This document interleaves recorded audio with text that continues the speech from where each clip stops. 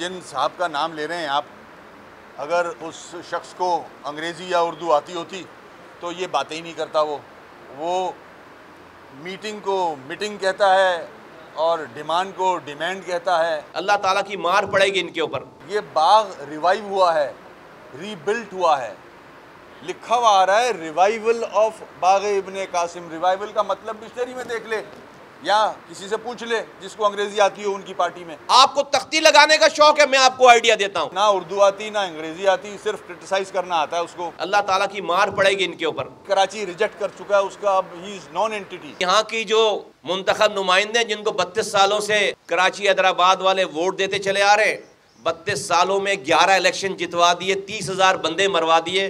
आज 30,000 बंदे मरवाने के बाद, 11 इलेक्शन जितवाने के बाद, जहाँ पर उनका शोधा कब्रस्तान है, जिस शहर में कहते हैं कि उसी शहर की गटर लाइनों का भी अख्तियार उनके पास नहीं। इनसे क्या बात करें हम? अभी अपने कौम की कितनी नस्लें और कटवाऊँ मैं कि इनके पास गटर लाइनों का अख्तियार आ जाए, तो इनसे मैं क्या बात करूँ? इनसे मैं क्या उम्मीद लगाऊँ? करप्शन आखिरी दफा समझकर कर रहे हैं बिल्कुल। अल्लाह ताला की मार पड़ेगी इनके ऊपर। मेयर कराची वसीम अख्तर ने कहा है कि 8 साल बाद अब्बासी शहीद अस्पताल के लिए 2 करोड़ रुपए का सामान खरीदा गया, जो किसी भी अस्पताल के लिए लाजमी होता है, जबकि 10 करोड़ रुपए मालियत के सामान की खरीदारी का अमल जारी है। कराची ICU में चला गया है, इस पर तवज्जो न दी गई तो मुल्क को नाकाबिल तलाफी नुकसान होगा। असल अवाम ये है, इसी अवाम ने आपको वोट भी डाला है और प्राइम मिनिस्टर बनाया है, तो इन अस्पतालों के लिए सोचें, इनकी हालत बेहतर करें। आपने अपना भी एक अस्पताल बनाया है, हमें पता है आपका जज्बा है कि आप मुल्क के हालात को बेहतर करें, मगर Karachi needs your help. Karachi ICU में है, कराची तबाह हो चुका है, होने जा नहीं रहा, हो चुका है।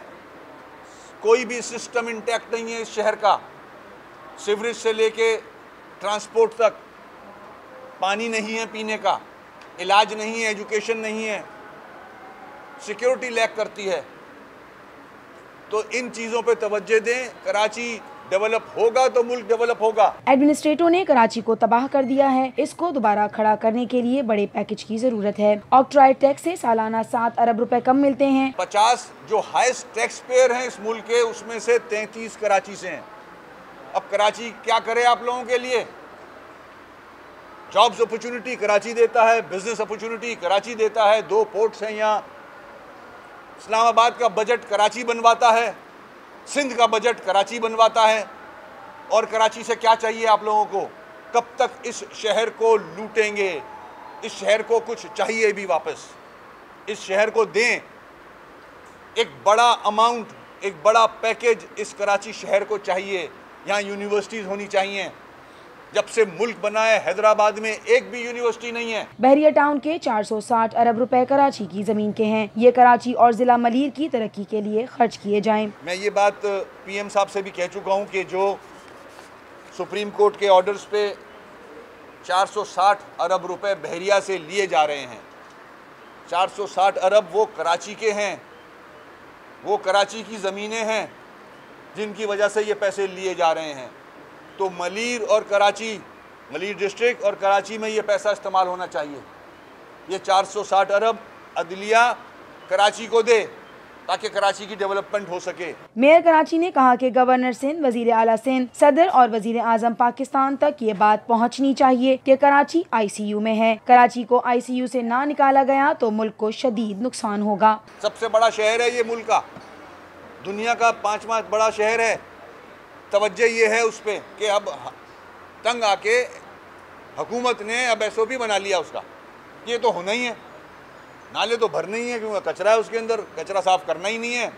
हर साल 50 करोड़ रुपए भी दे देने।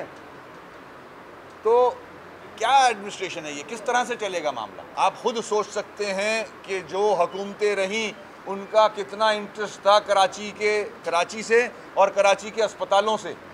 और ये वो अस्पताल हैं जिससे 98% अवाम डायरेक्टली डील करती है, डायरेक्टली अफेक्ट होती है। जो गरीब तबका है वो इन अस्पतालों में अपना और अपनी फैमिली का इलाज कराता है। उन अस्पतालों को किस तरह हुकूमतों ने निगलेक्ट किया हुआ था। शहर की मुंतखब कौंसिल और मेयर को 2 करोड़ रुपए की लागत से ज्यादा मंसूबा बनाने की इजाजत नहीं। सूबाई और वफाकी हुकूमत भी तवज्जो नहीं देगी तो कराची कैसे ठीक होगा? ये तशवीशनाक सूरत हाल है। जो 162 बिलियन का ऐलान हुआ है वो उनका ऐलान और वो जो फिगर आया है वो ऑलरेडी फेडरल गवर्नमेंट ने डिसाइड कर लिया है कि वो किस हेड में खर्च होंगे।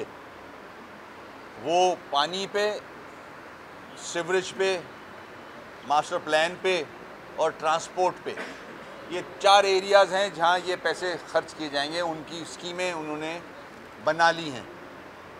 इससे केएमसी के अस्पतालों का ताल्लुक़ नहीं है, मगर उसके बावजूद मैंने पीएम साहब के सामने ये रिक्वेस्ट रखी थी, जो आज मैंने फिर आपके तवज्जो से की है कि एक बड़ा फंड दरकार है केएमसी को फेडरल गवर्नमेंट की तरफ से मिलना चाहिए, क्योंकि हालात बहुत ख़राब हो चुके हैं। कराची के जो म्यूनसिपल कॉरपोरेशन है उसके मातहत जो डिपार्टमेंट्स हैं उनके हालात बहुत ख़राब हैं। 10-12 साल से जो एडमिनिस्ट्रेटर्स ने इसको रन किया है, तबाह किया है